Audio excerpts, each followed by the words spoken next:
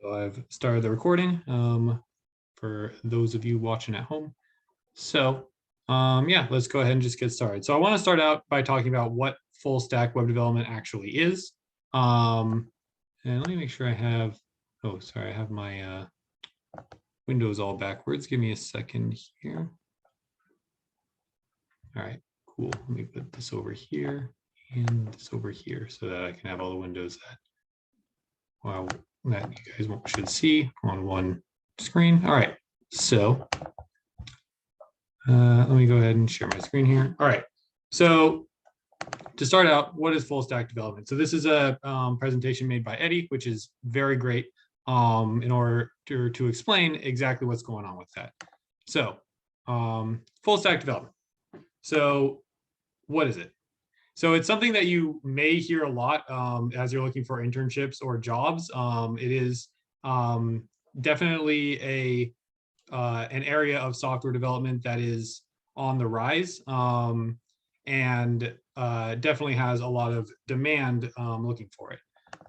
So full stack development refers to when you code both the front end and the back end of the website that you're building.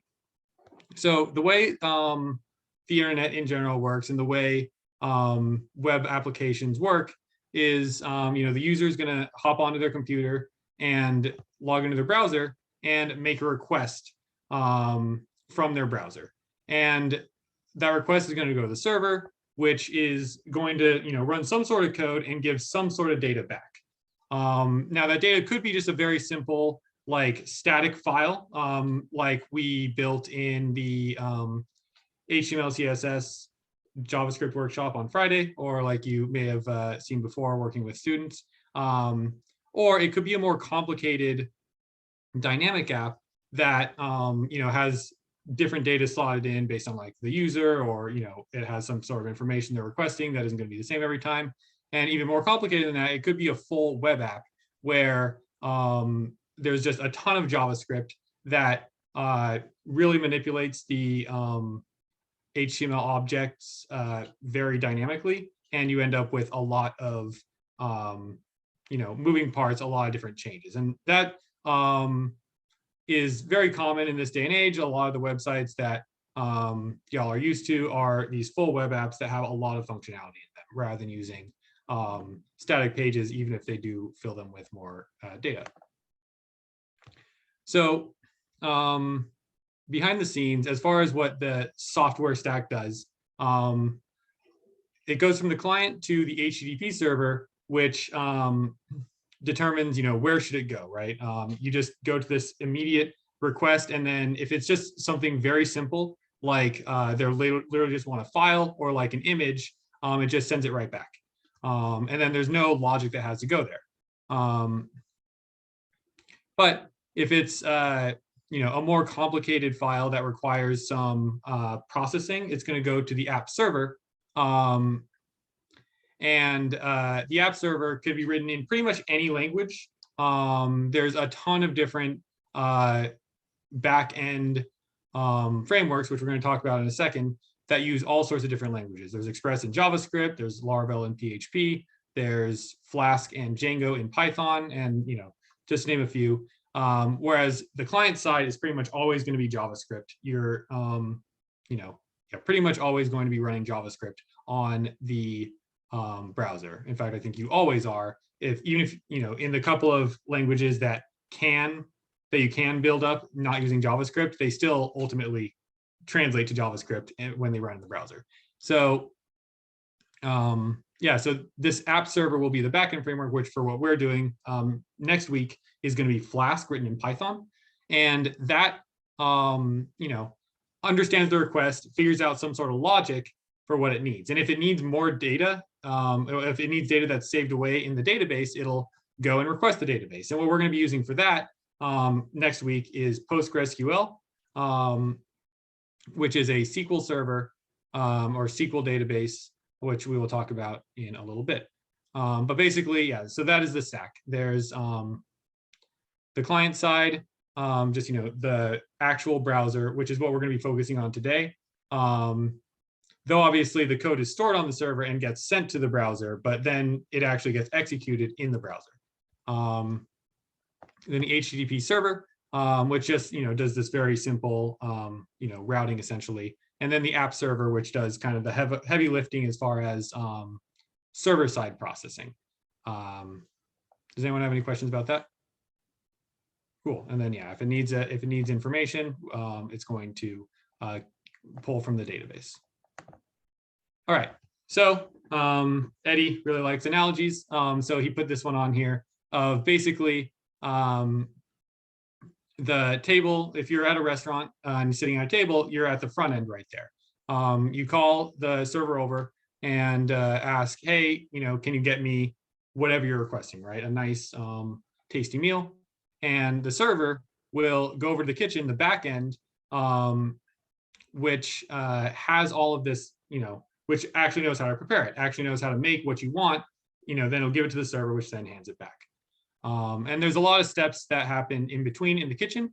But you don't necessarily see any of those on the front end, and you don't really care. You just kind of get your food, and you're happy with it. You do whatever you're planning on doing with it, hopefully eating it.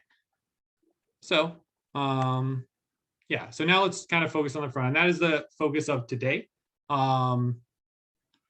So I'm going to go ahead and talk about what front end is in general.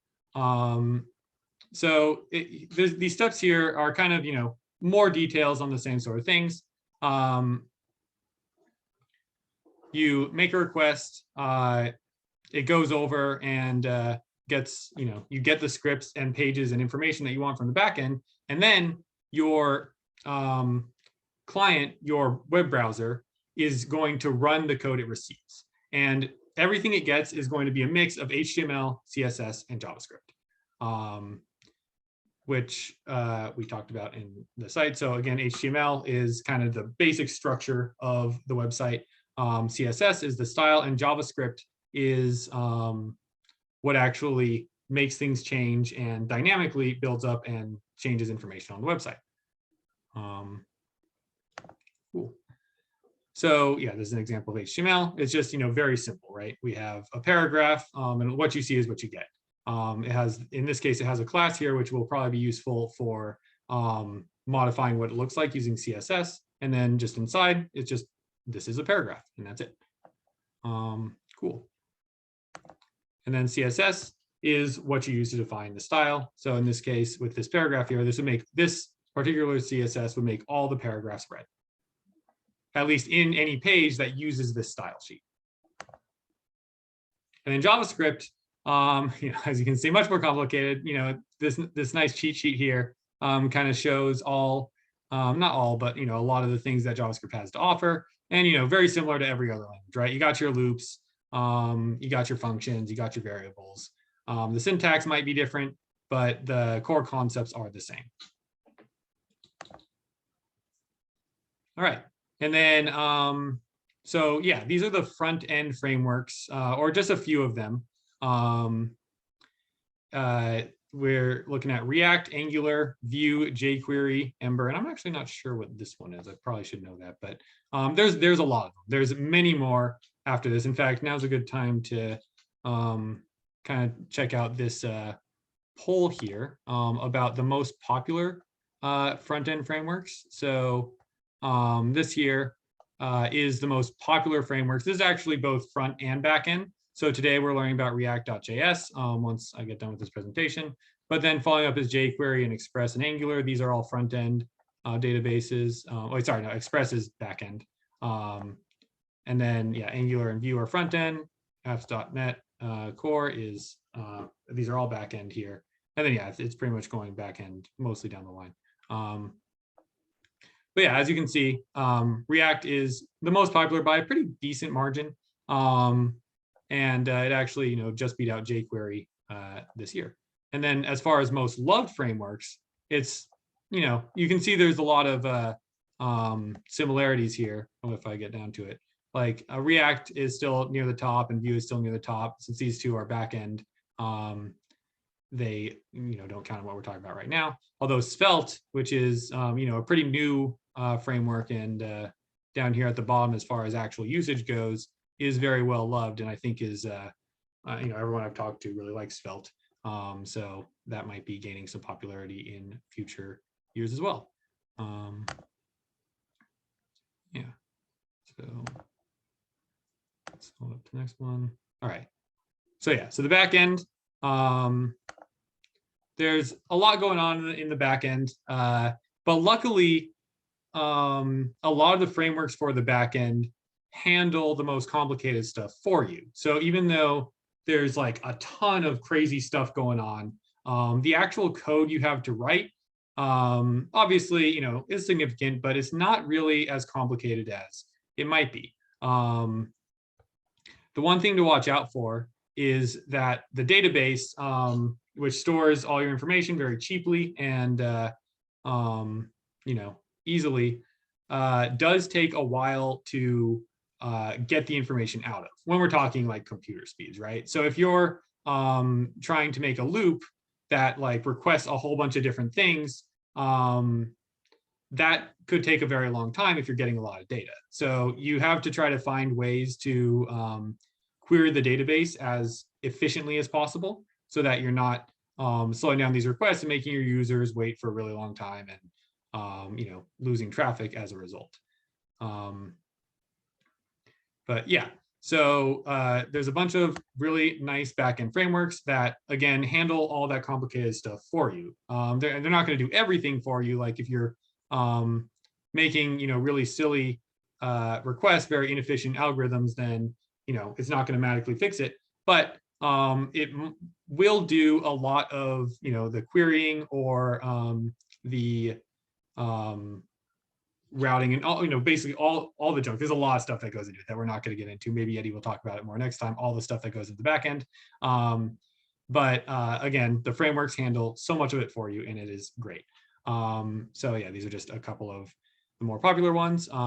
So Flask is the one that we are going to be using next week. Eddie's going to be teaching that one since I've only just barely dabbled in Flask. And Flask is kind of I was just talking about how they do a lot of the work for you. Flask is one of the frameworks that doesn't do as much for you as the other frameworks, but the flip side of it, the advantage of that is that it's very quick to set up. So the setup is really easy, and it still does have a lot of functionality and can be extended very easily. So it's kind of good as far as, I guess, bang for buck there in the setup versus like the amount of setup it takes versus what you get. And then databases. So databases, like I said, they just store data. They're very cheap and very reliable as far as keeping track of your data, but they are slow compared to basically any other step of this process. So you have to be smart about how you query the database, and think about which sort of database is best for the app you're building. So what we're going to use in next week's class when we're doing the backend is PostgreSQL, which is a SQL database, which is a relational database, and we'll get more into what that means next time. But that's a pretty popular kind of thing to be based off of. So you can see PostgreSQL, MySQL, and a SQL Server all use SQL. I feel like that's kind of the dominating language for interacting with servers or with databases. But there are some NoSQL databases that do their own thing and have a different way of storing data. So like MongoDB, for example, is a NoSQL database, and instead of using relational tables, which we'll talk about next time, which the SQL databases use, it basically just stores everything in files. It's a much if you're not experienced with databases, it's a much easier thing to think about, where it's just your information is just there in a file, and it looks into it and finds the information you're looking for. Whereas the SQL databases have much more complicated tables that keep track of relationships between all the data in an attempt to make it faster. All right, yeah, so this talks about it a little bit more.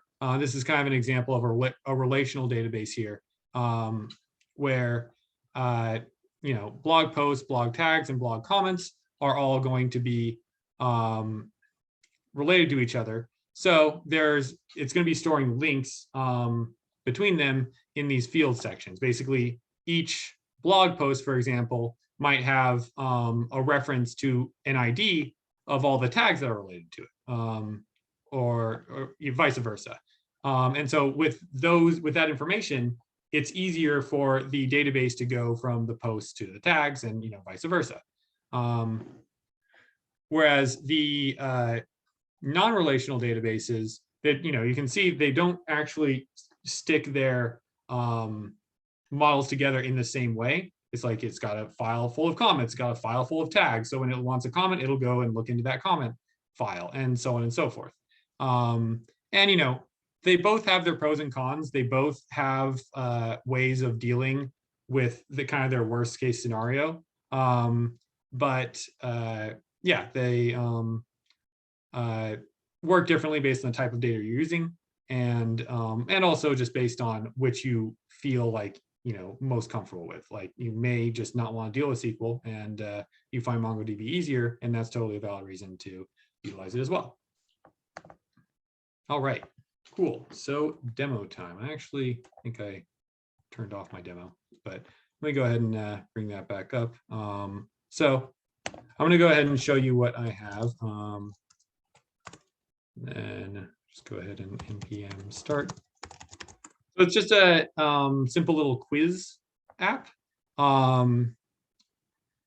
which, yeah, go ahead and it starts right here, and takes a little bit to load up, but then once it's in, it's good to go. So we have some some questions here that we can modify, and so I'll go ahead and just click things in, and of these I got 1 out of the 2 correct.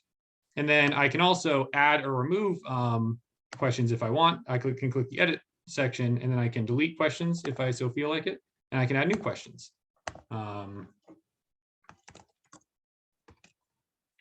And then an answer, and then answer 1, and then answer 2, and answer 1 is correct. And so if I add this question, it now is just a part of the quiz. And when I click on this, it still counts it. So yeah, right now the front end is just that. It's just the front end. If I refresh the page, all of my changes go away because there's no place to store them. I could have stored them, in the browser, but the idea of something like this, if you're modifying quizzes and changing them, you're going to want to save them so that other people can use them, or that you can use them tied to an account or something. So this is just kind of a way to get started on an app that, if you feel like you can expand upon, but just enough to, teach us some of the core concepts of React today, and give us a point for our front end to interact with the back end. So after we finish this and get started next week, this information about the questions and all that is going to be stored on the back end, and it'll be up to our front end to request to the back end to both get the information and to change the information. And so getting them to talk to each other is kind of where the magic happens. And that's what full stack development is, working on both the front end and the back end. Now, I should mention that you don't have to be a full stack web developer to work in web apps. It is totally legitimate to be just a back end developer, and to be just a front end developer. And there are plenty of people who just focus completely on one and know maybe they know a tiny bit about the other side, or maybe they know nothing at all besides just the stuff that they have to call, and that's totally fine. But it is getting more popular recently, I think, to have developers know both. You may still have a preference for one, and may be more comfortable on one side and do more work on one side, but it can be helpful to know both, largely for smaller projects as well. So it's big for like startups, right, where they have a small team, they can't really get a front end team and a back end team, or just for something you're building on your own, you could focus on the back end and find a buddy or hire someone else to do the front end. But it's just, way easier and cheaper to do both. And so again, your front end can be, it's pretty much always going to be JavaScript. And then your back end can be, there are a ton of different backend frameworks. You can kind of, pretty much all the popular languages have some sort of backend framework. So you can just build it out of that. So let's go ahead and get started on making this app here. I'm going to go ahead and shut this one down. So I'll close this and bring this back up and oops, get rid of that. So go ahead and navigate to the folder that you want to make your app in. And go ahead and do it through the terminal. I'm doing it through Linux terminal through WSL, but this should work in anything. So navigate to the outer folder that you wanted in. So the app itself is going to be put into a folder by this command we're about to run. So go ahead and just run npx create React app, and then whatever you want your app to be called. I'm going to call mine quiz app. And I'm going to go ahead and run that. And it's going to take a while. This is kind of, it's getting all the code for React, which has a ton of dependencies, and it's building up this huge app that it's going to send to the browser once it renders it all. So go ahead and type that in. Let me know if you see any like errors or anything like that. If it says security vulnerabilities, that's fine. Ignore security vulnerabilities. That's just a part of it.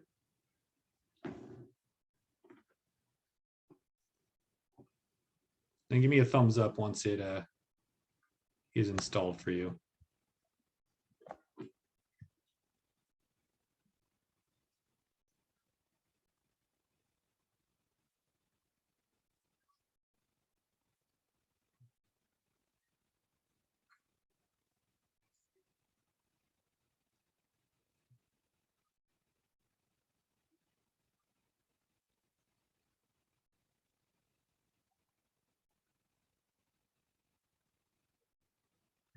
Okay.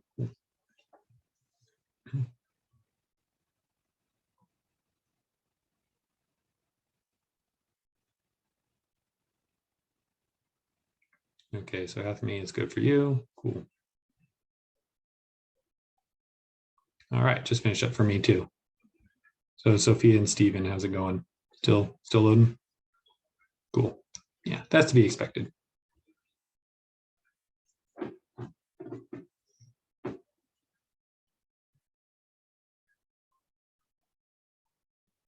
Well, while we're waiting, I'm going to talk a little bit about React itself.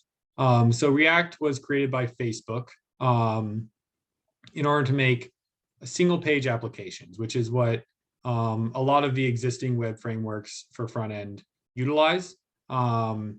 It's basically, exactly what it sounds like, right? When you go to, say, Facebook, the whole time you're there, the top bar doesn't change and the sidebar all stays the same. It's not actually switching pages like a traditional website does.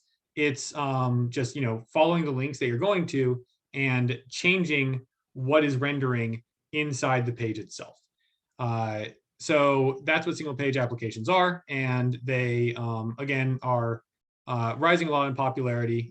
Well, now they're kind of like the go-to, right? When a company wants to make a website, they're very often going to go for a single page app. So I've actually heard of some kind of fighting back against it, where people are saying, that it was the new trendy thing. People were forcing single page apps where it doesn't really make sense and is not necessary.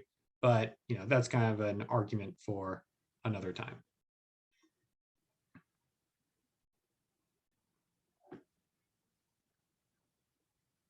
All right, still loading for y'all?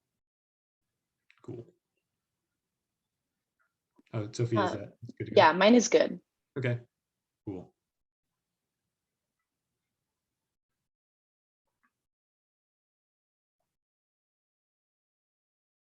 Okay, cool. So now we have that. If you check your directory, you can see here that it just created a quiz app for me. I had, my original quiz here, and then quiz app is the one I just made. So go ahead and just go into that directory.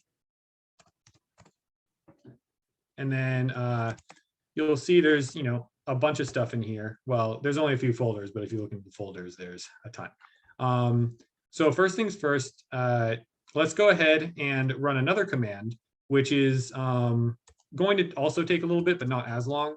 Go ahead and just say npm update and npm install.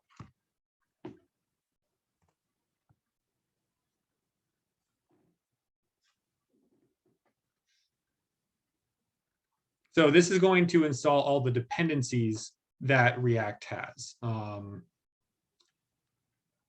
And you can add other libraries as well to your app. We're not going to do that, at least not today. And I don't think next time either.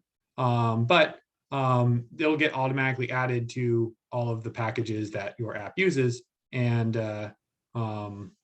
just be installed and sent to any user that uses your app as well.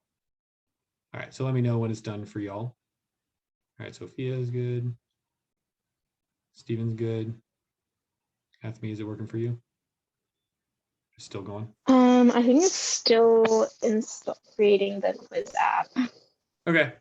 Oh, it's still making I thought it was quiz app? Yeah.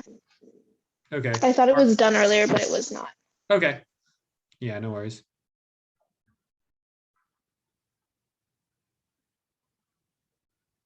All right. In the meantime, I am going to get this set up. So I'll put the command that I just ran in chat. So once you go into, once you navigate into your directory, so I guess I'll copy that first. So, oops, I need to copy with the right click on this. Whatever, I'll just type it in. You'll want a cd quiz app, and then you'll want to say npm update and npm install. And that's once it's actually done creating quiz app. But yeah, is it still like, you can still see it moving and it's doing stuff? Okay, cool. Awesome. So yeah, once you're in, we're actually, ready to start working on the code now. So I'm going to go ahead and open it up in, you can open it up in whatever text editor you like. I'm going to use Visual Studio Code. Oh, it's opening it up on my other monitor. Let me put this over here. And all right, so now we can see there's just a ton of stuff. Let's take a little look through the file, and then I'm also going to where is this? Oh, here we go. I'm gonna start a live session so y'all can see the code a little better. All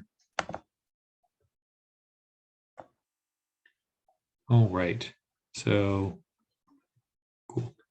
So if you guys go to this link here, you'll be able to see the code that I'm working on. You should be able to see it on Zoom as well, but just because there's going to be multiple files, more people may want different people may want to look at different files. So you can also search through on that if following along with me is tougher. But anyways, let's take a look at what we have. So first things first, there's this package.json here.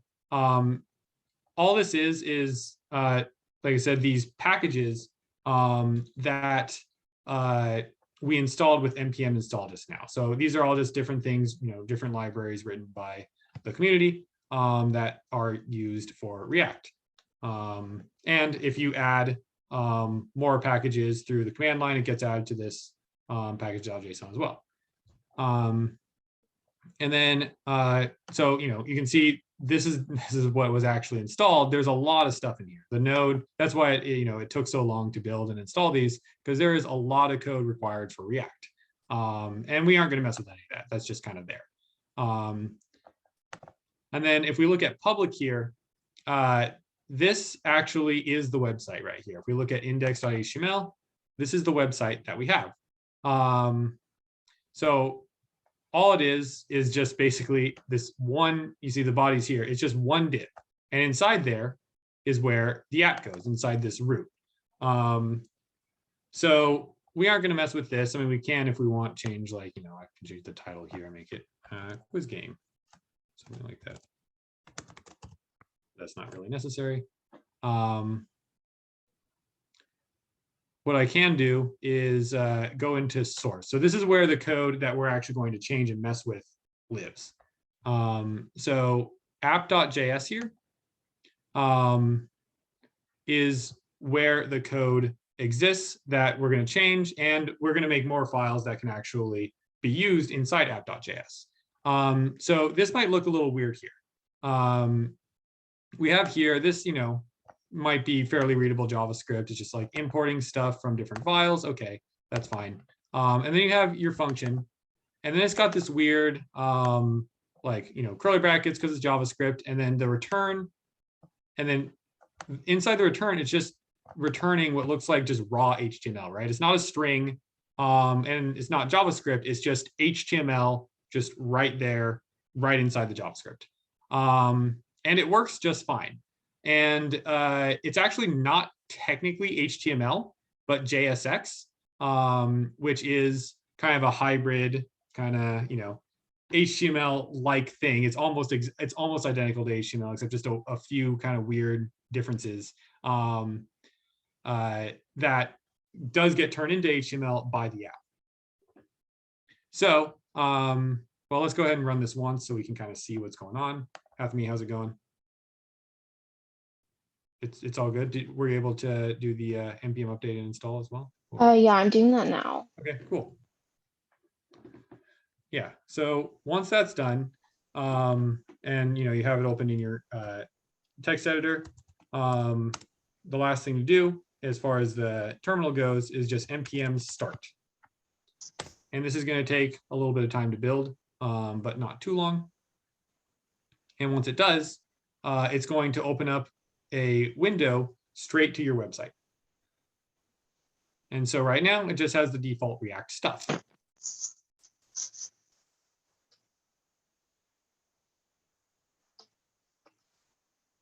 So all it is just this, the spinning logo that says edit source /app.js and save to reload. And then also a little link to the documentation, which is pretty good. Their documentation is definitely pretty good, which is probably part of the reason it's so popular. So I'm going to go ahead and jump back into app.js here, and I'm actually going to mess with it. So what I'm going to do is delete everything inside this return here, because I don't want any of this like sample code. I want to make my own stuff. So I'm going to go ahead and just delete it all, and I'm going to return just my own div. JSX does always need to have one tag that everything is inside. So usually you just put a div so that you can put everything inside and not really worry about it. But it doesn't matter as long as like what I can't do is make another div here and like put stuff inside both of them. I need to have one tag that everything is inside. And then I can have as many tags as I want inside of it. I can do whatever structure I want as long as there is one outer tag that it returns. So I'm just going to go ahead and say hello world here and save it. And then I'm going to jump back into my quiz game. And you can see it says hello world. I didn't even have to refresh the page. That's something that React is keeping an eye on, that npm is looking at, so that when I make a change and I save it, it starts. Oh, it went away, but it's npm start. Let me go ahead and type this in. Npm start inside the same folder where your code is.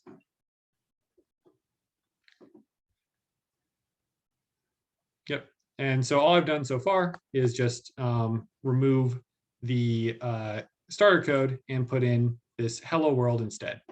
But hello world, not exciting. What I want to do is make some more complicated stuff. And if I want to make some more complicated stuff, it's probably going to be smartest to separate it into multiple files. So I'm going to start with by making a new file. Well, first I'm going to make a new folder called components. So the way React works is it's just built up of a bunch of different components. The idea of a component is a smaller part of the site that you can reuse over and over again, which is super helpful, especially compared to like raw HTML CSS JavaScript, where it's very hard to reuse things. And obviously that's something that you want to do pretty frequently. So these components are a lifesaver. And I'm going to start with just kind of the top level component. In fact, all I'm going to put in my app is just this one component, which I'm going to create right here. And I'm just going to call it quiz.js.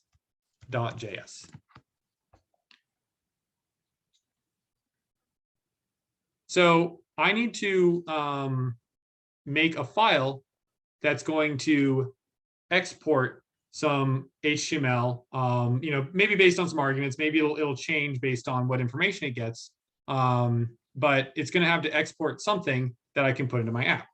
So all the files are going to start with import React from React. That's the very first line. And then the next thing I'm going to do is I'm going to make a function just like app.js has here. I just need to make a function that returns some sort of JSX code, some sort of, this HTML-like language. So I'm going to say function, and I'm going to call this quiz.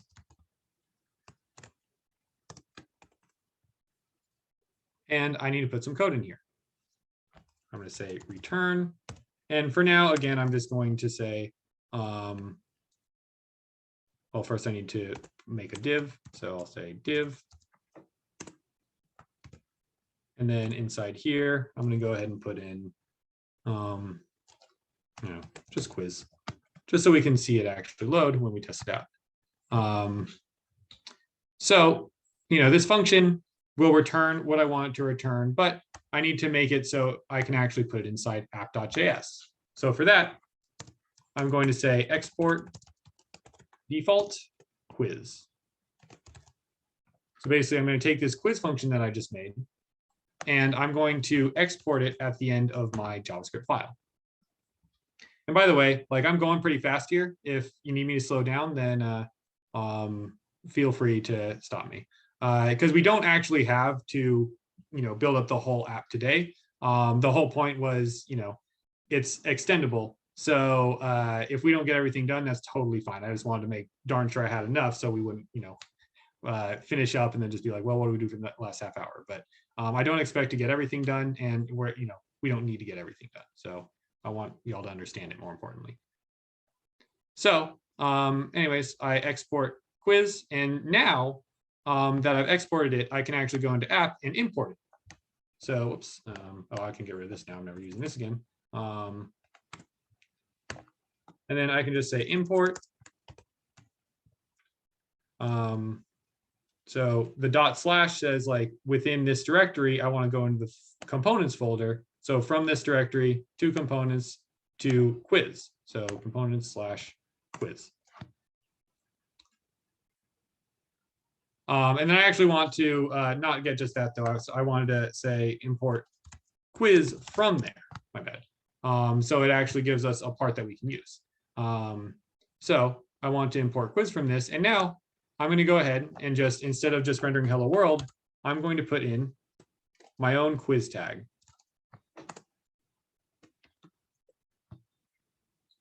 So I have created my own custom element, my own custom component here that uses the code inside quiz.js.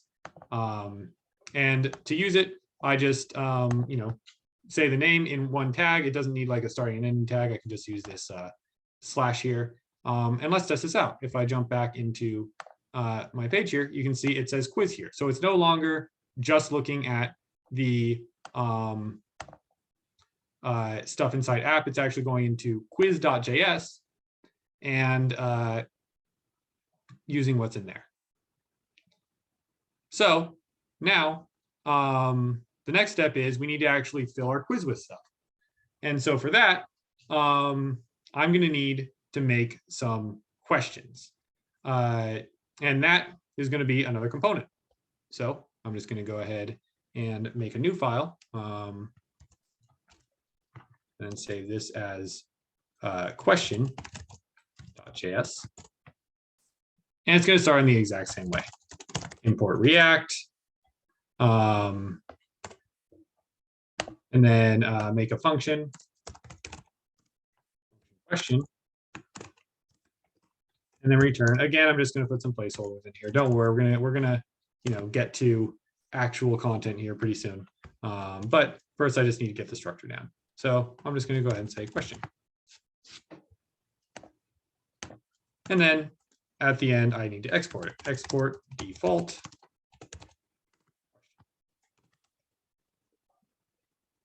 And so let's go ahead and do the same thing here. Instead of quiz just saying quiz, like I will go ahead and maybe start that, right? I'll add a title to my quiz. So I'll add an H1 up here and say my quiz. And I'm being pretty lazy with my formatting because I have a formatter that does it for me, but I should be more diligent about this as I type so it doesn't get confusing to look at. Anyways, my quiz. And then if I want to actually fill it with some questions, I can import those. I can say import question from /question, because this file is already in the components folder. So / is the components folder. And then we just get to question. So now I can go ahead and after here, I can put in one question, and let's put in like a couple more questions just to prove that they're working the way they should.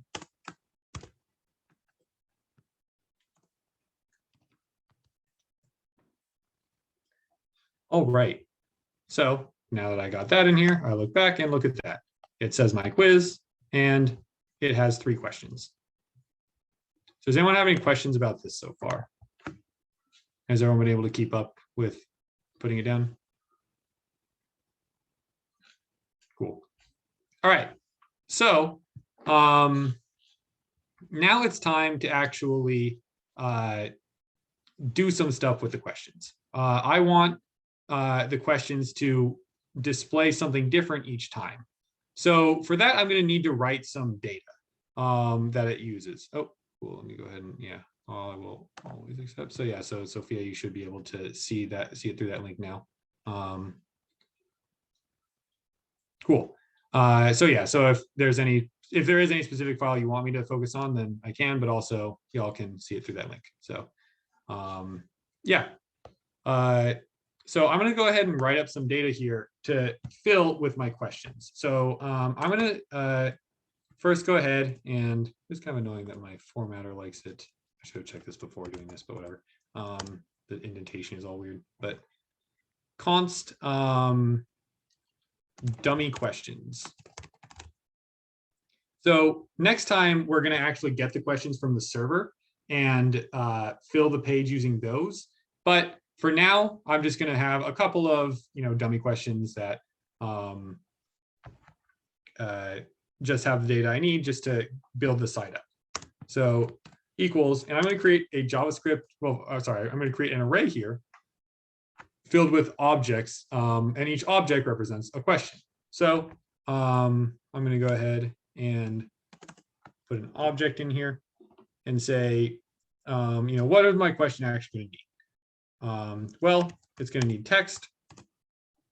And so my first question, I'm just going to say question 1. I'm not going to get too exciting here, at least not yet. And then I need to know the potential answers, right? But these are all multiple choice questions. So I'm going to go ahead and give it a list of answers. And then I'll just say answer 0. We're going to go ahead and be 0 indexing them because that's how JavaScript does it. Answer 1 and answer 2. And then the last thing I'm going to need, and this is something that we may take out next time because the server can tell us, but I need to know which answer is actually right for the sake of scoring at the end. So I'm going to go ahead and say correct, and I'm just going to say like 1. So for answer 1, right? Oh, it doesn't like this because I need a comma here. And I'm going to go ahead and add another question in here too. Text, and how are you?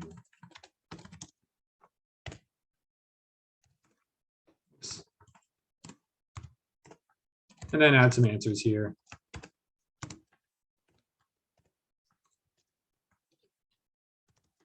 And the number of answers doesn't directly matter. You can have as many or as few as you want, and the way we're going to code it up, React can handle that just fine. So I'm going to go ahead and say correct. I guess it's just going to be 0. It's going to be extra bad if you're not feeling well. You get a wrong answer on top of that. Yeah. So for those of you who haven't used JavaScript a ton, this might be kind of like the syntax might be kind of confusing. Is this all making sense? Cool. So yeah, so each question has the information that we want. So now I need to actually set it up so that my questions utilize the dummy questions that I just wrote in here. So I'm going to go back. I'm going to save this real quick. And then I'm going to go back into question.js. And I need to make it so it takes in an actual question, as well as, I guess, which question it is. So it can change that in the data.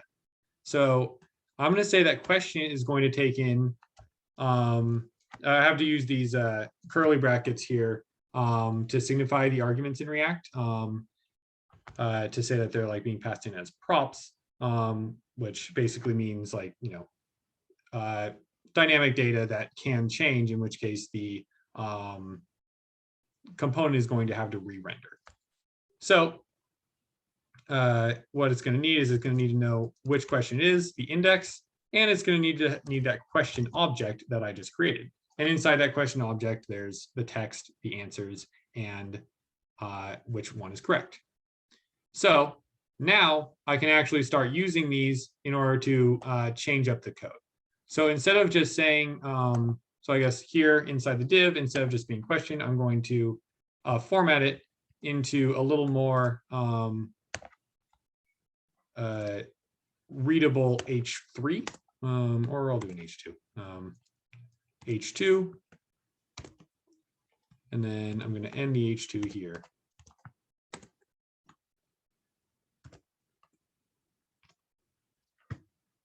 All right, and so this doesn't actually use the data yet.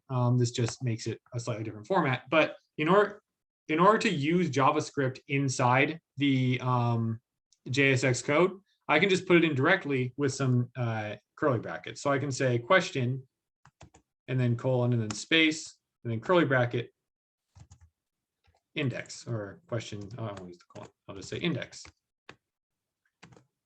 So whatever index this is given is going to show up in the H2 title. And then I'm also going to have a paragraph here containing my question text, right? So I can just say question dot text. Whoops, I need to put that inside curly brackets. If I don't put the curly brackets, it's going to literally say the words question dot text. All right. So I save this now, but it's not going to work yet because I haven't actually put my data into these questions, right? So if I go back into quiz.js and modify these, so I have, you know, all these different questions. I'm going to go ahead and pass this info in as props, right? So I have 2 questions. Obviously, I'm going to use a loop in the future, but let's just get this going with some hard coding first. In order to give it these arguments, since this is in the format of an element versus here where it's a function, you do just treat them like attributes of an HTML element, which is pretty neat. I can say index equals, and then curly brackets, and then whatever I want it to be. In this case, it would be 0, right? Question equals, again, the curly brackets, dummy questions, bracket 0. And then I just do the same thing for the next one, but with 1.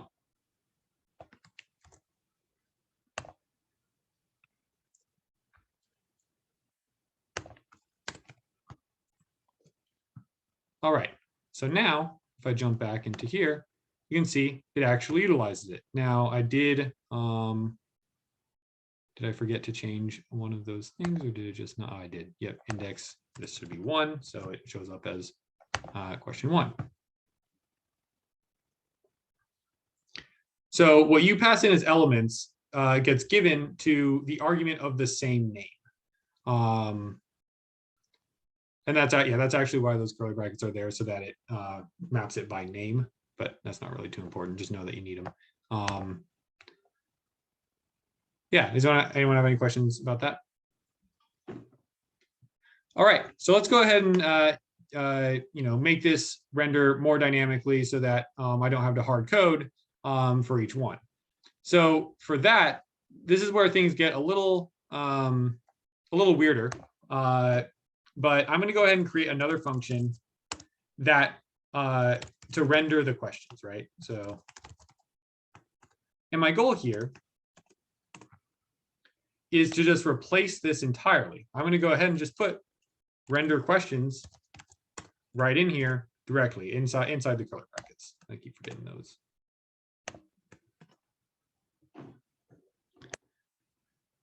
So all I want this to do is render questions needs to go through the list and build up the JSX that I want to have. So what I'm going to do is use JavaScript's map function so that I don't have to make a loop. So I can just say dummy questions dot map. And so this wants me to give it a function that tells it how to change the elements from dummy questions into the elements that I want. So I'm going to use JavaScript's arrow notation. This might be new for you, but I don't want to, create a whole new function. So I'm going to use an anonymous function, and I'm too lazy even to type function. So I'm just going to use this arrow notation. So the arguments that it's going to get are first, it's going to be the question, and then it's going to be the index of the question. I'm just going to call this I, actually. So question and I are going to be given to the callback function. So basically, it goes through every single item in the list and calls the function I'm writing on question and the index of question. So I just need to return a div that contains a question element that has attributes index equals I and question equals question.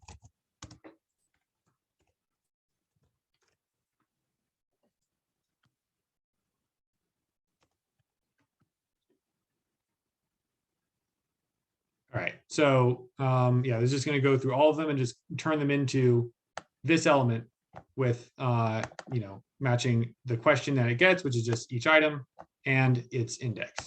So now if I go back, something didn't work. So what did I do wrong here?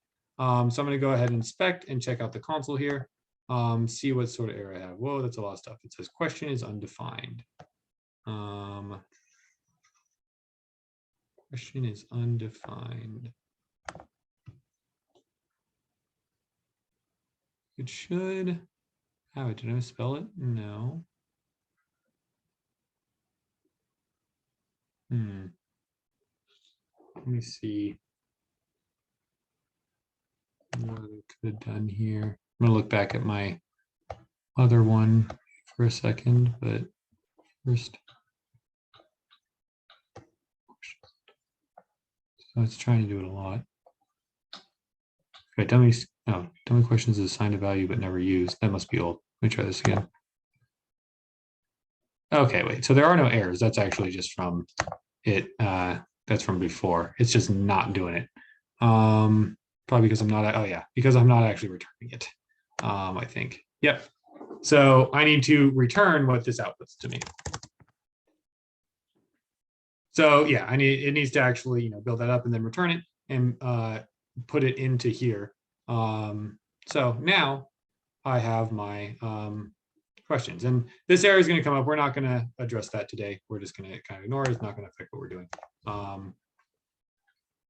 So yeah, does anyone have any questions about this? Great. So we're actually going to go ahead and let me send you the repo for, let me just send you the actual files, probably easiest. Let me upload. Oh wait, I won't be able to do that because of my doubles. All right, I'll just send you the repo. Give me 1 second to grab that. So basically the CSS in this page, I don't really want y'all to have to focus on. So I'm just going to go ahead and let y'all take the CSS files that I have in mind, even though a lot of the pages are not, or a lot of the elements do not exist yet. That's totally fine to just have extra CSS. So I'm going to paste this into the chat. If I can find it in Zoom. Okay, there we go. Paste right there. And I'm going to go ahead and steal these CSS files myself too. So like quiz.css here, I'm going to take that and I'm just going to copy it and put it in.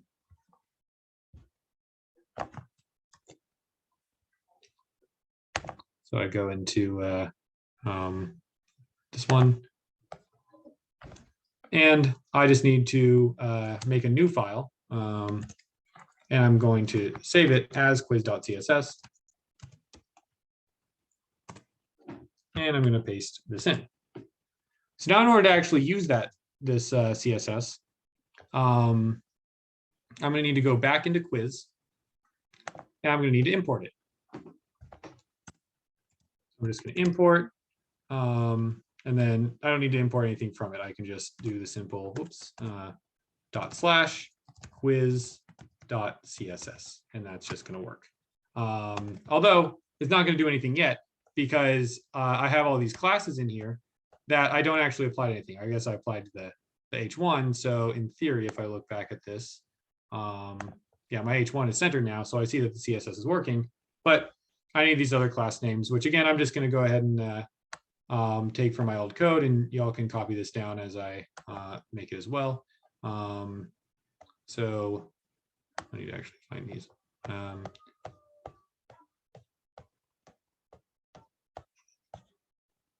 right. So first up, we're going to go ahead and put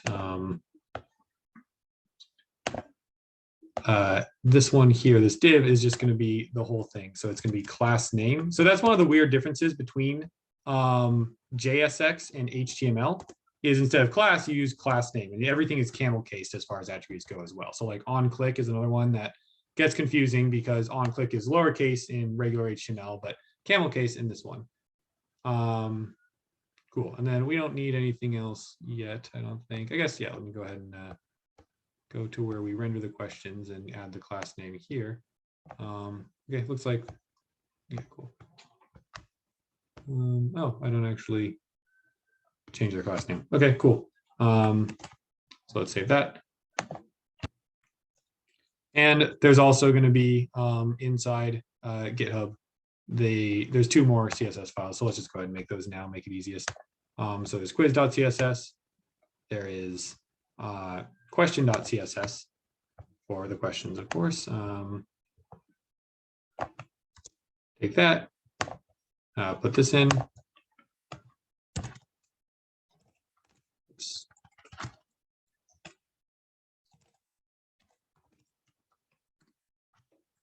Paste that, and then I'm just going to get the other one right now and then import them both after getting them.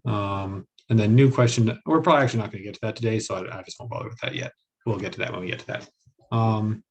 So we go to question.js now and make sure we import /question, or yeah, question.css.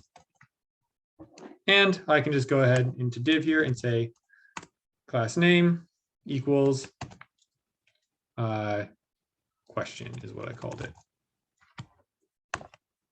All right, so now if I jump back into my React app, this quiz game, oh, it did not like that. Cannot resolve question.css. Oh, because I misspelled it. Silly.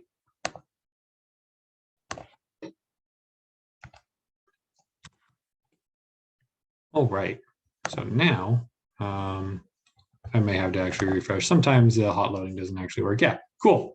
So it looks a little bit more like that final quiz app did. Yeah. Does anybody have any questions so far? Sorry, I haven't really been watching the cameras or anything like that. Cool. And everyone able to get that CSS and get it in? Cool. All right, so let's jump back into it and let's actually apply what we're working on as far as the next step, I think would be to actually utilize the answers, right? We want to make it so that the answers show up and are selectable. So this is going to be the same sort of thing where we have a list of answers so we can just go through them all one at a time and add them up or put them together into these elements. So I can go into here and I'm going to make another function inside here before I return. I'm going to say function render questions, or not render questions, render answers, and then parentheses, and then curly brackets. And I'm just going to go ahead and do something very similar, right? I'm just going to say return question.answers.map, and then parentheses here for the circle brackets. I don't believe, oh, the index does matter actually for what we're doing. So it's going to just be answer, comma, I. And then it's going to go from there into a function that returns. Let me refer to my code to make sure I don't miss anything. Yeah, okay, cool. We're good there. I guess I don't technically need these curly brackets, but whatever. Yeah, I'll leave them out. So if you don't put the curly brackets in, then it just, whatever you put in, if it's like a single line thing, which technically JSX is seen as a single line thing to JavaScript, you don't actually need to return. It's just going to give it back anyways. Although, yeah, cool. I actually did want to put all these inside a form first, though. So I'm going to make a form tag, and then I can just put the stuff directly inside of it. But I have to use the curly brackets there. So everything's going inside a form tag, which means that this is no longer being seen as JavaScript code. So I can just put curly brackets around it and keep on going. So I have my map here. What does it not like about this? Oh, because I somehow got that wrong. Cool. So given the answer and given I want to add basically a multiple choice which is going to be the radio input. Again, don't worry about knowing all of these like HTML tags and stuff like that. It's more about kind of the logic of how these React components are interacting with each other.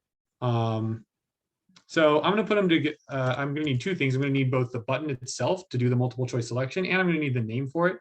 So I'm going to put them together in a div. Let me go ahead and put this on a new line right now so it gets a little easier to see what's going on. And then I'm going to have an input.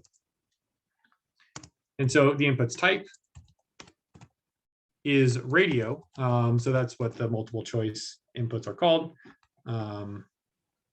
Its name is going to be answer. So the name value just keeps track of which multiple choice buttons are actually associated with each other, so that only one can be selected. Anything with the same name, only one can be selected.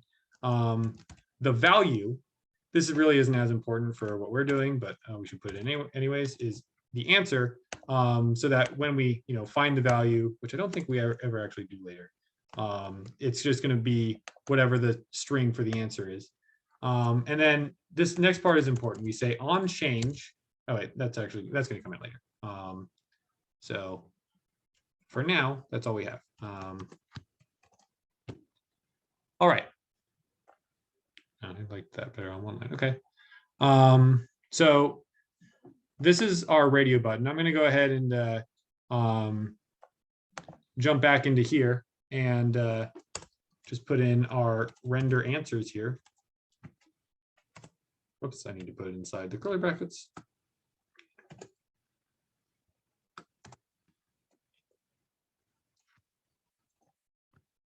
And let's see what happens here. If I jump back into here, we can see that there are the right number of multiple choice questions for each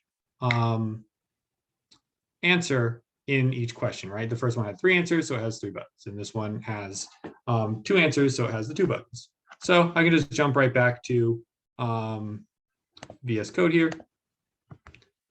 And the next step is to make it so I can actually see what the answer says. So I'm just going to add a label here. And this is actually where the value comes in handy. I'm going to add the HTML4 tag. Again, don't worry about like what this is actually doing, but this just associates it with the specific one. So the thing that has that same value, which is answer. And then the important thing here is what goes in here. What do we want to see? Well, we want to see answer, right? Answer is just the text of the answer. So if we go and save that and look back, we have our answers here. All right. Any questions about that? So it's starting to look like an actual quiz now. Cool. And I can actually also, because they have a name, I can select one of these answers each. All right. So before we move on to the next thing, which is actually submitting them, we're going to have to make a little bit of a detour because one of the big, fundamental principles of React is utilizing state, which means that when certain variables change, you don't need to worry about React. You don't need to worry about updating the page. React will just see, oh, this variable is relevant to these components, and it will just update. And that's kind of where the magic of React happens. So we need to start utilizing state. And it's kind of a weird, it kind of starts off weird, but like once you get used to it, it is just a lot easier. It makes a lot more sense than manually changing the way your page works when you're used to these variables. So I'm going to go back into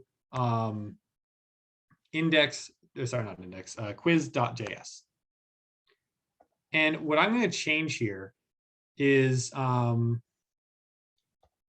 couple things. Well, I have my dummy questions, but like I said, in the future, these questions are actually going to come from the server. So we're going to do something here that will help us for now, but it's a little more convoluted than it has to be, but it will help us definitely in the future when we're getting the questions from the server, which is going to take time, right?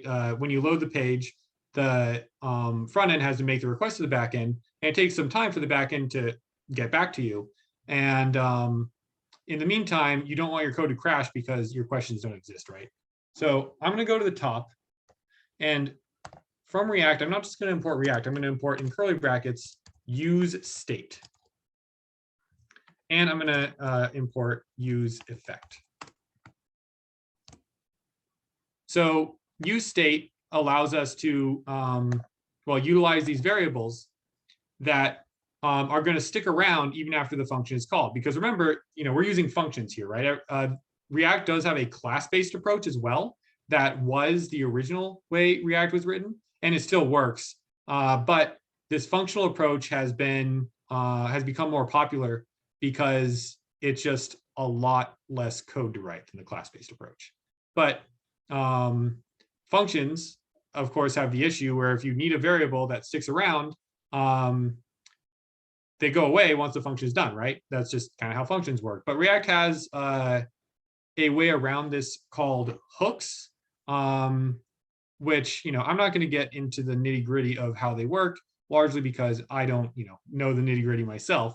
I just kind of know the general gist of it, but it's not really super important. The important thing is just, this is how you create and use variables that you need to stick around, and that when you change can affect the page.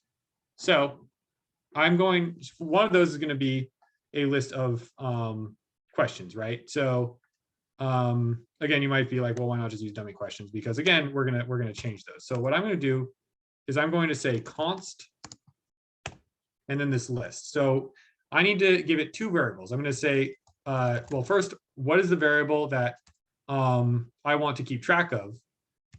And then again, I need to use, well, sorry. Well, I'm totally drawing a blank. It's just set questions. But this name doesn't actually matter. I'm just trying to follow the convention. These names will be just whatever you choose them to be. But the convention is to have the name of your variable and then have a setter. And whenever you change questions, well, let me finish this line. Equals use state. And then whatever the starting value is. So I could put dummy questions in here, but again, that's going to be kind of an issue when the server happens. So for now, I'm just going to put an empty array, and we're going to do something else to put dummy questions into the actual questions variable. But this questions variable, so useState creates, two variables. It creates this variable, which is what we actually want to use, and a function set questions. And whenever we want to change questions, we have to use set questions. We don't technically have to, like, it won't crash if we don't, but it'll get weird. Because React won't realize that the variable has changed. It might overwrite stuff when it does re-render the page. And just all around bad things. Every time you set it, you need to create a new object that you put into set questions, and then it'll use that to update the state. Did you have a question, Hathmi? Okay, cool. So let's go ahead and do that. We want to make it so that in the beginning, dummy questions goes into our questions variable. And here on out, we're just going to use the questions variable for all of our stuff. So we're going to need to change it down here too, once we get this working. So after this, I'm going to use the use effect function. And the reason why I have to use this use effect function, which again, I'm not going to go super into, like the reason why I can't just say set questions. Well, I guess after I create dummy questions, I can try this out, right? So my goal is to say set questions, dummy questions. I just want to do this. Set questions, dummy questions. And then this will put dummy questions into the questions variable. And if that works, I can just go ahead and change it here. In theory, this should work, but there is a problem with it. I don't know if it'll actually happen here. Yep, it looks like it did. Let's check out the inspect here. All right, it says too many re-renders. React limits the number of renders to prevent an infinite loop.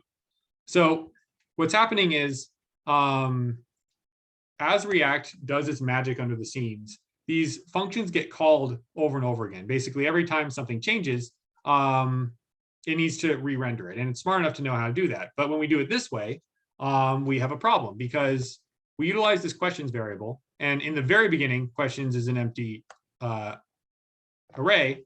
And then quiz has to be re-rendered once we change it because it needs to actually build up those questions. The problem is we literally put set questions just into the function. So it calls it again every single time it renders it, which it sees as a change because these are different objects. And so it just infinitely renders until eventually React says, hey, wait, stop. This is clearly not going anywhere. So this use effect function lets us get around that. Whoops, I guess I should, I can put this wherever. So I can say use effect. And then the first thing is a callback, right? A function. So I'm going to go ahead and again use an anonymous function with the arrow notation and just say what use effect is going to do is for now, we may have more stuff later. We're just going to set questions. Dummy questions. And it actually, I believe the const keyword does work so that I can do it afterwards, but I just want to double check how I did it here, as I believe I put dummy questions. Just put it inside directory. Oh, I just put it inside use effect. Okay, cool. I'll keep that consistent.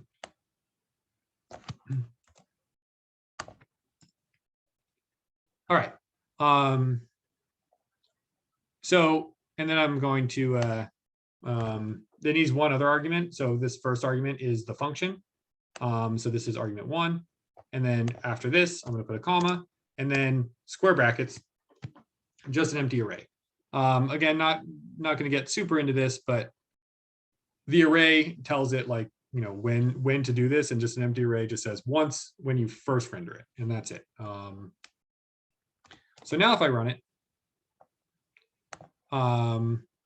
it works again.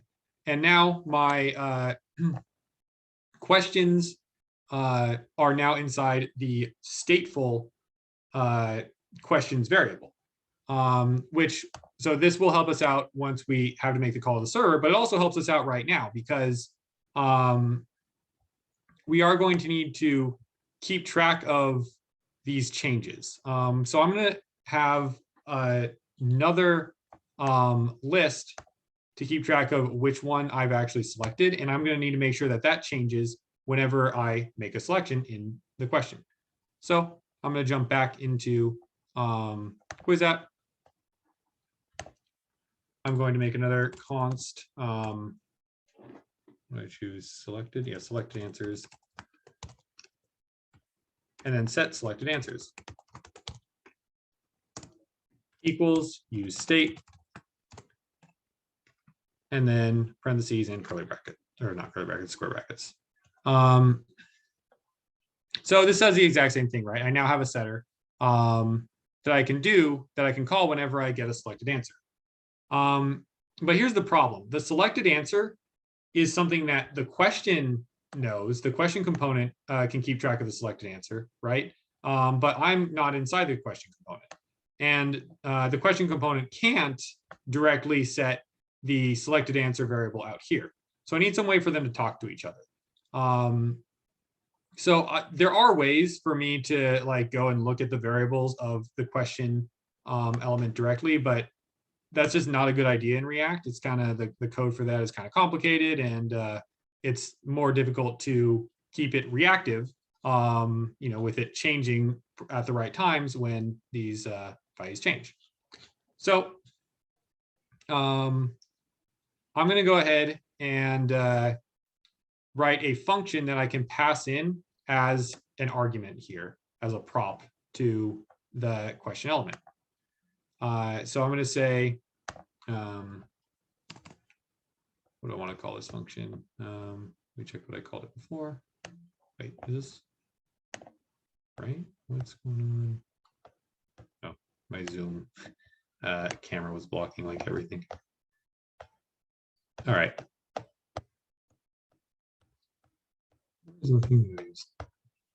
Okay, so I need to make a function to handle a selection. You can call this function whatever you want. There's nothing special about the function name. I'm just calling it handle select. And it's going to take in as values I and a value. And then do the curly brackets. So these are the two things that I'm going to need to know as far as what's actually changed. And I need to know which question has changed. That's the index of the question. And then I need to know what the answer has changed to, which one they've selected. So I just need to set selected answers. Oh wait, sorry, I'm missing something beforehand about what selected answers actually is. Selected answers is just going to be a list of all of these, you know, just which index is actually selected, right? So if question 1, you know, so item 0 has the first one selected, there's going to be a corresponding spot in selected answers, which I should have as plural, that says item 0 is selected. right? So basically, this is going to be an array. I'll just create it right here to make it a little more clear. So I'll set selected answers, dummy questions, dot map, and then I don't need to worry about any of the arguments. And JavaScript is cool with getting extra arguments. So I'm just going to say, don't worry, ignore all the arguments. Everything is just going to be -1 to start. So what this is going to do is create an array of the same length as dummy questions that is all -1s. And the reason why I use -1 is because that's guaranteed to not be a valid selection, right? Whereas any positive number could theoretically be a valid selection if there's that many answers. So this just keeps track of which one is selected. So if I have item 0 selected of question 0 and item 1 selected of question 1, this selected answers should theoretically be 0 and 1. Not right in this part of the code because it's just starting at -1, but I want to make it so that when you select something, it gets updated in selected answers. Is that making sense? So I took kind of a roundabout way to get there, so I apologize for that. But yeah, now I need to actually update it. So like I said, we always have to change our variables here through the set selected answers function. And when you're, you can't actually just change the list itself. You actually have to make a copy and save that. And the reason for that is, again, so React can know that it's changed. If you just change it directly, like even though lists are mutable and you can change them, you've got to pretend they aren't for this case if they're saved inside a selected answers variable, because that just won't work for React. So I'm going to go ahead and just make a copy. There are more condensed ways to do this, but I'd rather it be more readable. So selected answers dot slice. So this makes a copy. And then I need to make the change that I want to make on the copy. So copy bracket I equals val. So whatever they selected is going to be put into that list. So if they selected item 2 of question 1, I would be 1, val would be 2, and it would go into that array. So now I can go ahead and set selected answers copy. So this just completely replaces the list inside that array, inside that variable, rather than changing the existing one, which may seem inefficient, but it's really not, because processing the actual code is not the bottleneck, it's the rendering. So making it as easy as possible for the rendering to happen is the way we want to go. So we have this handle select function, and now we can just go ahead and pass it into question. So I can say in question, I can call this really whatever I want. What did I call it in my original? Code is so hard to follow. All right. So handle select is what I called it. Handle select. So I just kept it the exact same thing. Handle select equals, and then in curly brackets, handle select.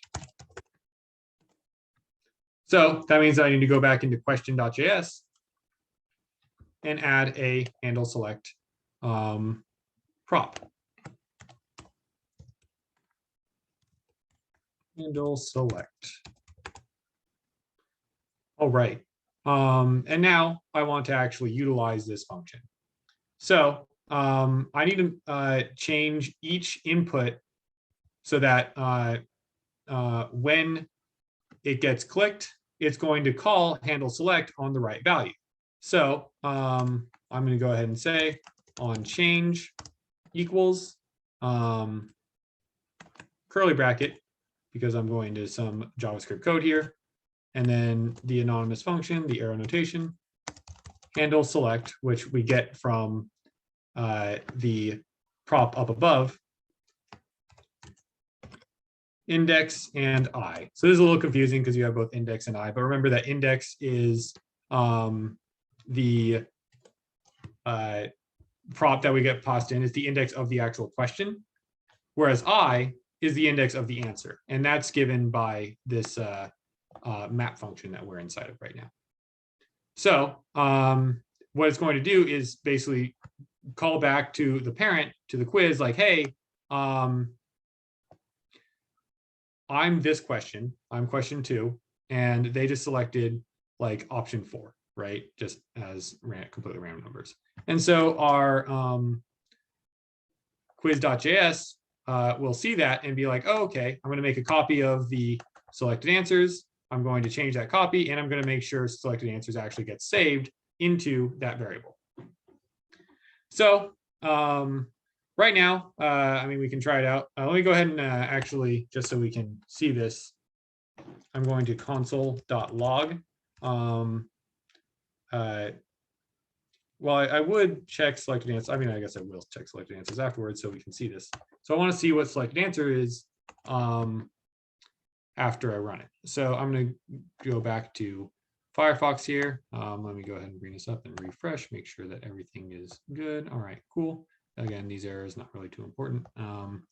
So I'm going to select answer 0, and it prints out -1, -1. Well, that's too bad. I was supposed to get 0, -1, right? Because I selected item 0 of this one, and this one isn't selected right, so it makes sense for it to still be -1. But I'm going to keep going. I'm going to see. So what I want here is to get 0, 1 by clicking on this one, and I got 0, -1. So it's actually it did what I wanted last time. And then okay, this time it's doing what I want, but 1 behind, right? I clicked on this, and what I wanted was 1, 1. But I got 0, 1, which is what I wanted last time, based on this sequence of actions. Can anyone guess as to why this would be happening? Why? And if we look at this code,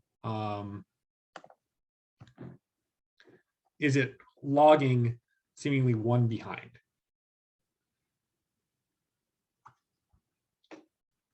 This is definitely very hard to guess if you, well, I think it's hard to guess in general, but especially if you haven't done much with JavaScript before. But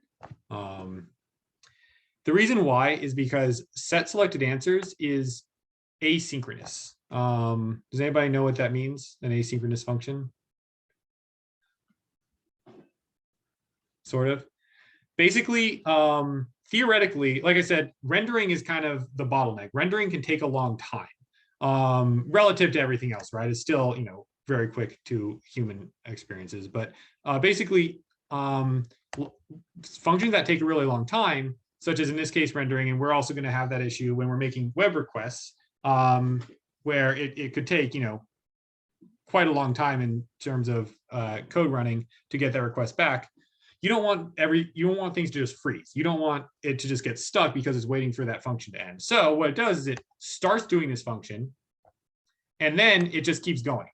So it doesn't wait for this function to do what it's actually meant to do before it continues. So the reason why console.log is seeming 1 behind is not because selected answers isn't getting changed, but it's not getting changed until after console.log runs. It's actually like a race between this function and console.log. Either one could finish first, but I do think that, I mean, in this case, I don't think this one would ever finish first, because again, the whole point of making it asynchronous is that it's a slow function.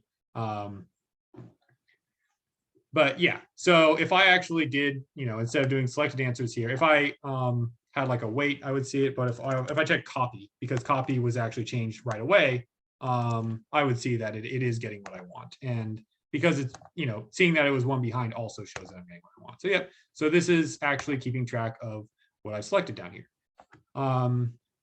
Great.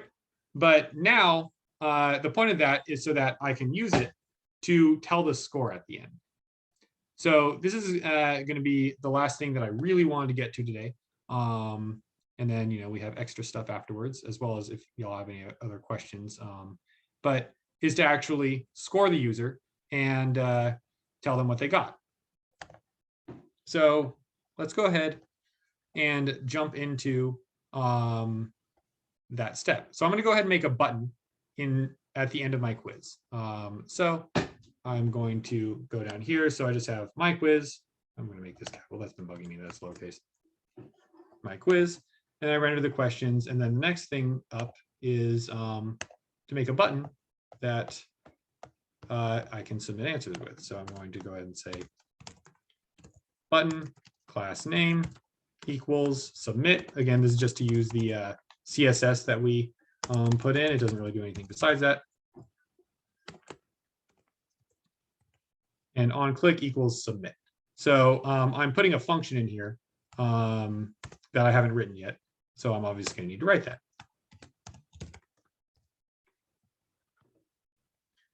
So I want to write this function so that when I click on it, it will alert the user, telling them their score. So I'm going to go ahead and jump right back into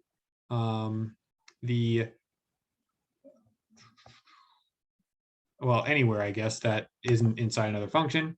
And then I'm going to go ahead and create function submit. So this just needs to go through every single item in the selected array and check to see if it actually matches the correct answer for that question. So for this, again, for readability, I'm going to use a loop. I could use map and filter, or I guess just filter. But anyway, whatever. This is, I think, just more readable. So I can say for let I equal 0. So actually, I guess if y'all haven't seen a JavaScript for loop before, this is also a good opportunity to see it. So I start with, what I'm starting with. It's I equals 0, and then I continue while this is true. So this is just like what goes in a while loop. So while I is less than question.length, and then in between, I'm going to change I by 1.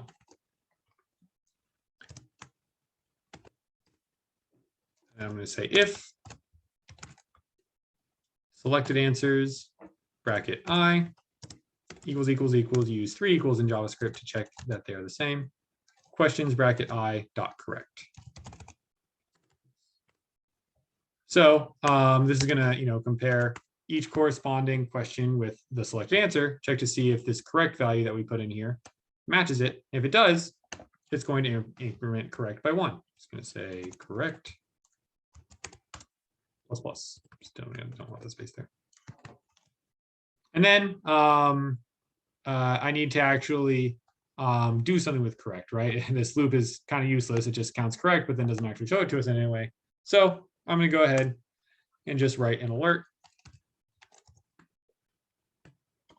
And then say you got plus correct, and then plus out of questions.length. Correct. And yeah, JavaScript is totally cool with combining numbers and strings like this. It just converts them and doesn't complain. So now let's go ahead and try this out. So I'm going to go ahead and down here, and let me refresh this page. All right. So if I select these answers and submit, I got 1 out of 2 correct. If I get this one right, change this up, I get 2 out of 2 correct, and I can keep switching them up.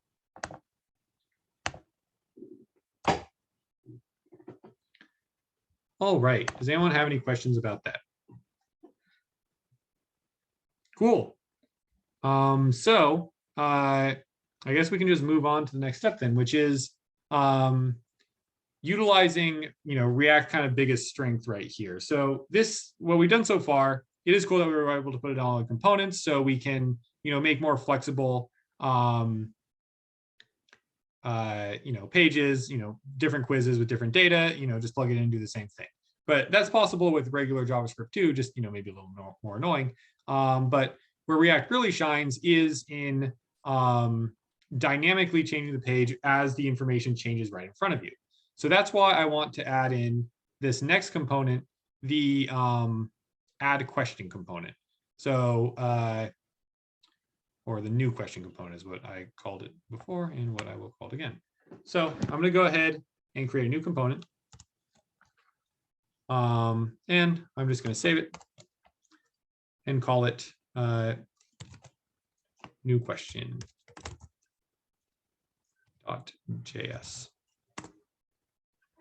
And I suppose I need to go back now and get into the CSS, new question.css. I'm going to go ahead and copy this. A lot of little things here. All right, cool.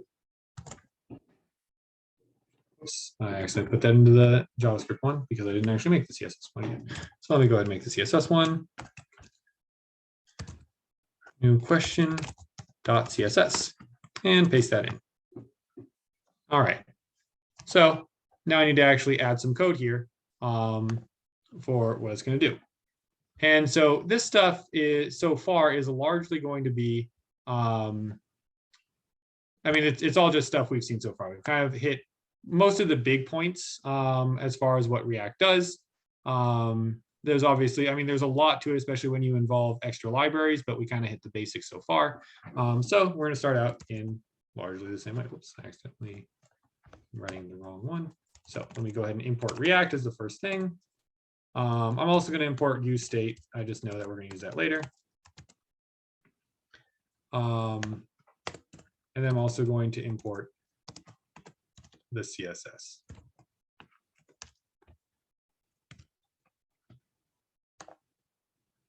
All right, so of course I know that my start is I'm going to have to make a function. That's what these whole things are based on. So I'm going to create the new question function that is going to take in, well, what is it going to need to take it? If it's making a new question, it doesn't really need any information about the question itself because it's just, you know, starting completely from scratch. So there's no proper argument that it needs to do there. But if we're making a new question, we need to modify the list that is inside quiz.js. So as we learned in the question.js file, where in order to update the selected list, we had to take in a function for the child element to call, we're going to need to do the same thing with this one here. And that's all it's going to need. It's just going to need some way to actually submit the new question when it does. In fact, I'm going to go ahead and change this actually to add question. I think that's a better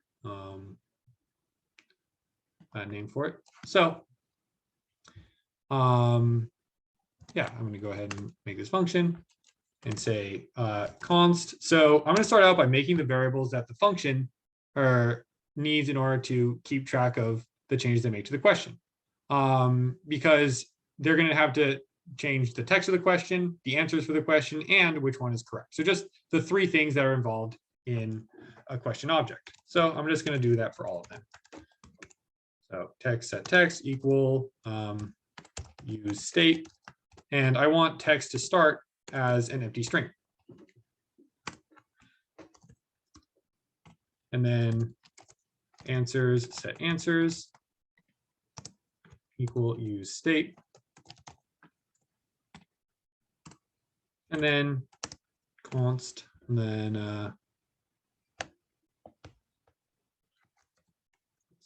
I went into the wrong thing. Yeah, so then that next one is whether it's correct or not, right? Or which one is correct. Is that correct? And then in the beginning, I just want that to be use state -1 of just a given new question. So what's next? Well, we're going to need to return something, right? We're going to need to return. We may have more stuff to do in between here and here, but we'll get to that when we get to that.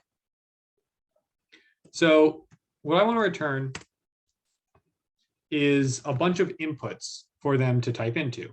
I need a place for them to type the question that they actually want to ask, and I need a place for them to add a bunch of answers. So I'm going to start with a span, just because that worked better with the CSS. So a span is just like a div, except divs always go to new line, spans just stay in line. Actually, come to think of it, did that end up mattering in the end? Whatever. It works fine right here. Yeah, and then the next thing I'm going to do is I'm going to have a label, and I'm going to give it the block class, make the CSS work, and then I'm just going to say this is for the item that has value text. And what it's going to store in here is just saying question and that's it. So this is basically signifying what the like what the box is that you're typing into. So next up is just going to go ahead and put in a text area, which is just a big spot for you to type things into. It takes in paragraphs. So text areas need to have a columns attribute, which actually isn't going to be relevant here, but it does have to have it. And it's not going to be relevant because we're going to override it with CSS. And rows equals 3.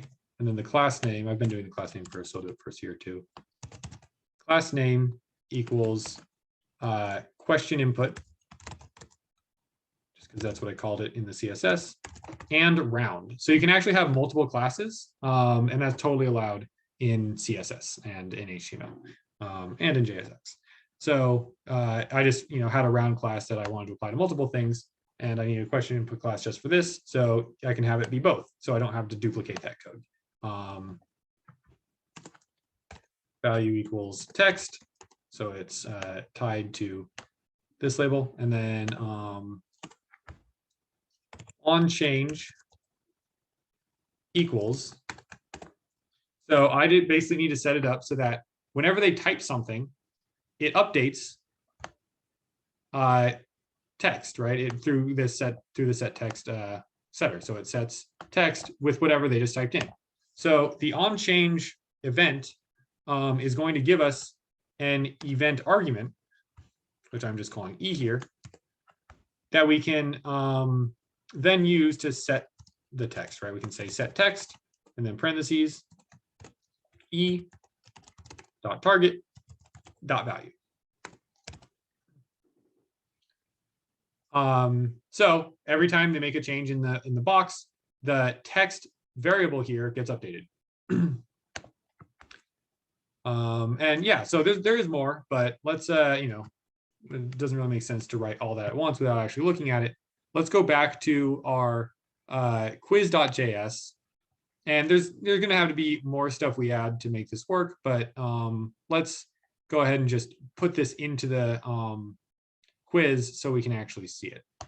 So the submit is here, and then right before the submit, I'm going to go ahead and just well, first I'm going to go up and import the new question. So I'm going to just import new question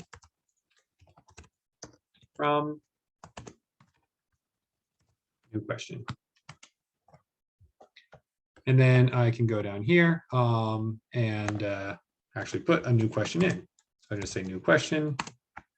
And right now, it does have a submit prop that I'm not actually using, so I'm just going to ignore it. If I don't put the prop in, it counts as null.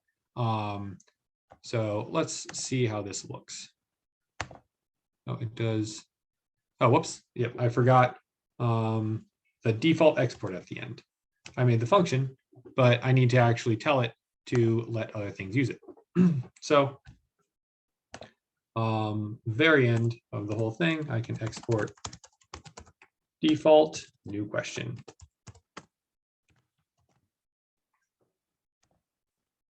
All right, expected a string for built-in components or class function, but got undefined. Is this largely, that is in quiz?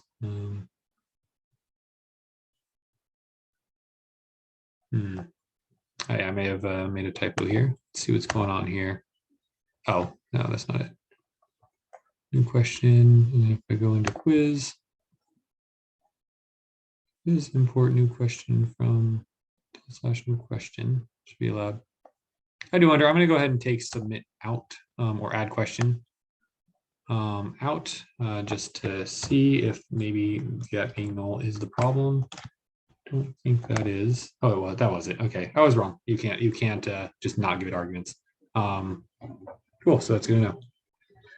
So yeah, I have the question here, and when I type it in, we don't have a way to actually add it to the function yet, but you can see that it exists here, and we can at least see that, right? So let's just power through and get the rest in. So if we don't quite finish this up at the end, then you do have access to the code in the GitHub, and it's all pretty similar to the stuff you've seen before. So it could actually be good practice to to solidify these concepts. Since I know I'm throwing a lot of stuff at you and moving pretty fast, if you're retaining all of it, I am very impressed. But continuing with this might be a good opportunity to kind of put these into motion. But for now, let's keep on going. So we have the text area. I do need to stay within the span. And then next up, what I have here is the render answers function. So, which I haven't created yet, but it's going to work exactly like the render question function does in the quiz version. So, or really just like the render answers in question as well. So render answers, and then I'm going to return answers.map. So what I want to put in here, so answer, and then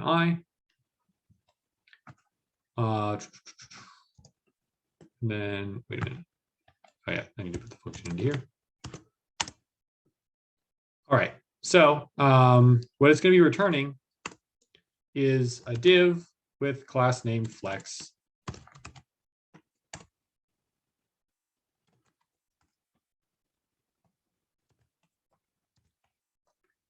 And we have an input. So again, the type is going to be radio. Wait, what happened here? This should be div type name equals div class name equals flex. Let me go ahead and put the /div here as well as the /input just to get things well formed. All right. Yeah. So type equals radio, name equals answers, so that everything that is called answers, only one can be checked. Checked equals correct equals I. So what this means is that if the correct is actually set, I don't think this is actually possible to really hit here, but that's okay. If it's going to be automatically checked if it's already correct, which can happen with like re-rendering and all that. So it is good to keep track of that. Yeah, and then on change equals so whenever I select this specific radio, I need to set this as the correct answer, because remember, I'm creating a new question here. So in order to choose the correct, I'm just going to have it so that when you click on something, that is selected as the correct answer. Set correct, I. All right. So this is our radio input, and then the next thing. So this is just here to tell us which one is the correct answer. Next up, oh sorry, there's a bunch of chats that I've been missing. Oh yeah, so about the semicolons. So it's really a style thing these days. So I actually do like to use semicolons, but my formatter, I recently set things up. The formatter's default is to not use semicolons. So I guess, given that is the default, I assume that's the way you're supposed to do it now. But there's no I don't think there's any huge consensus. JavaScript doesn't need semicolons like 99% of the time, and I guess it's just supposed to be cleaner if you don't have it. So the formatter is removing all the semicolons when I type it in. If I do this and then save, it just goes away. And that's why I don't have semicolons. I actually do like to use semicolons, but it's not important here. But yeah, good question. Yeah, basically don't worry about it.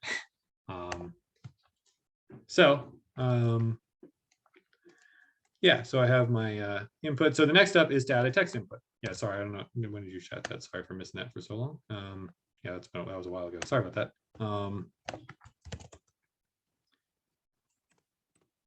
And then well, let's just finish this one out.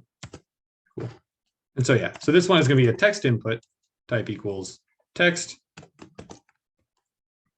and then name. Wait, no, sorry, I'm looking at the one above it. Value equals A, so that or answer, sorry, I made it A in the other one. So answer So whatever answer is given, that's going to show up automatically in the value. And again, they're one-to-one. Like the only way really to make to like even set answer is to type in this input anyways, but it makes sure that they stay synced. So on change equals, so again, it's going to take in an event and call update answer, which I have not written yet. But that is what's going to come from, oh, interesting. So yeah, did I call it update answer up here? Because I think I actually have a collision of the names. Yeah, so I'm going to go ahead and just change this back to what I have in the original file. Submit. And update answer is a function that's going to use the submit function that's given just with the right values. So, oh, and the last thing to do, I'll go ahead and add this at the top, is to change the class name on this, just so it looks nice. Answer input, and then round. All right, cool. So with that, I need to actually use this update answer function now. And that's pretty straightforward. I'm just going to go ahead and, oops, yeah, this isn't the right. Yeah, this is the right spot. Function, update answer. So, wait a minute. Sorry, my Zoom link was blocking it. I need to have this I here as well. So, because what it's going to need to know, what we're going to give it that we haven't given it yet, is you know, which answer is actually being selected here, and or like what is the actual value that they're typing in for the answer, and which one is it. So I can say update answer, and then answer and I are what we're given. And then all I need to do is just go ahead and get a copy of the existing answers. Oops, copy equal answers dot slice. I need to change that specific answer, and then I need to set answers. So this updates the actual variable that we're keeping track of in our state with the answers for this question. So with this in mind, you know, everything is being kept track of, right? I have when the right answer is selected, it sets the correct variable to that item. And then when they type in an actual answer, it sets that as well. And let's just go ahead and see that here. Oh, there is an error. Destructured parameter is undefined because, oh yeah, right. That was the same thing. We don't actually use submit yet because that's the last thing we need to do. Oh yeah, but there are no answers yet either because it starts at 0, so we can actually see the thing that we wrote. So I do want to add that one in as well. So I haven't written that yet.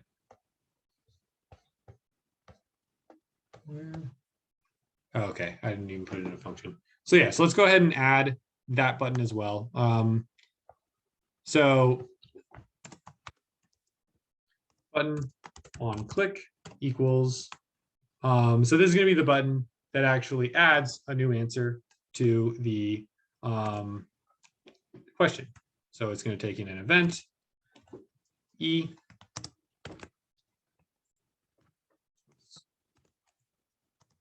set answers, and then answers dot concat. Cool. So yeah, so this is just gonna, you know, put a new empty string at the end of the answers list and then actually save it inside the answers list. And I can just say new answer.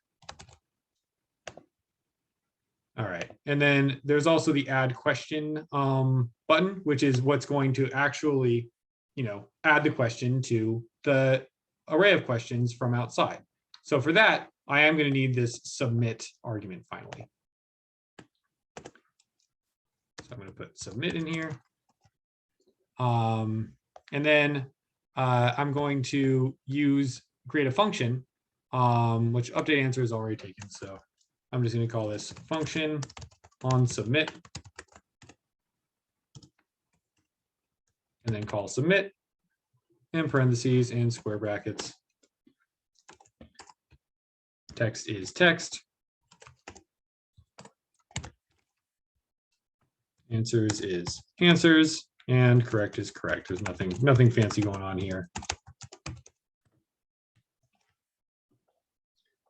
All right. So if I'm actually given a function now, and if I didn't, oh, whoops, they should be curly brackets, not square brackets. Clicked the wrong thing.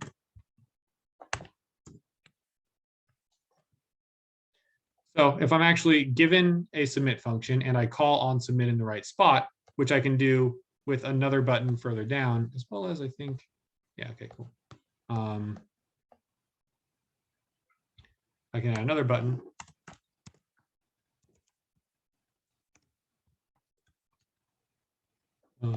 Well, first I'll do class name equals add question on click equals curly bracket and then parentheses. So I don't actually need the E. I can just say when they click, I'm going to call the on submit function. The reason why I can't just like put on submit in directly, I have to like put it inside another function like this is because actually in this case I can. I'm not using any arguments. I can actually literally just say on submit. I just can't include the parentheses because if I put the parentheses in, it'll actually call it when it renders it. So, and then I can just say add question here. All right. So I'm going to go ahead and save that. And I think we're good to go as long as we can actually give it the submit. Although, wait a minute, it should. Oh, wait. Yeah, it should be using it. I don't know why it says it's not. I guess because it hasn't actually seen it yet. All right, but yeah, let's go back in and actually create a submit function. And if this works, I think this can be the last thing that we do. So I'm going to jump back into quiz.js. I need to give it a function that it can call when it wants to add the question. And that's going to be relatively straightforward. Let me go ahead and close out these because they're just getting in the way. So quiz.js, I can create a function here. And then add question.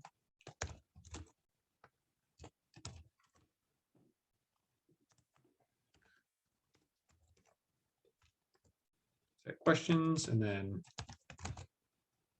questions.concat. So I just want to add the question that we'll be putting in as an argument here into that question list. So yeah, concatenates it and puts it back in. Why do I have so many extra parentheses in the other one? Okay, whatever. Oh wait, yeah, duh. Concat is a function that requires parentheses. And then I can just set new question to false, which actually we aren't even using. We don't even have that yet, do we? Yeah, so I don't care about that actually.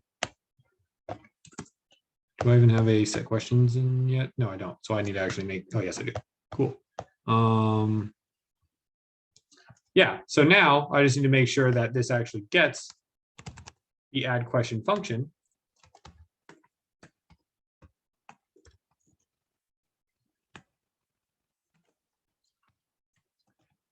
And hopefully that all works. Yeah, okay. We've put a lot of things together in there. So yeah, what did I do wrong here? Did I put it into the wrong function? That actually seems like something I might have done.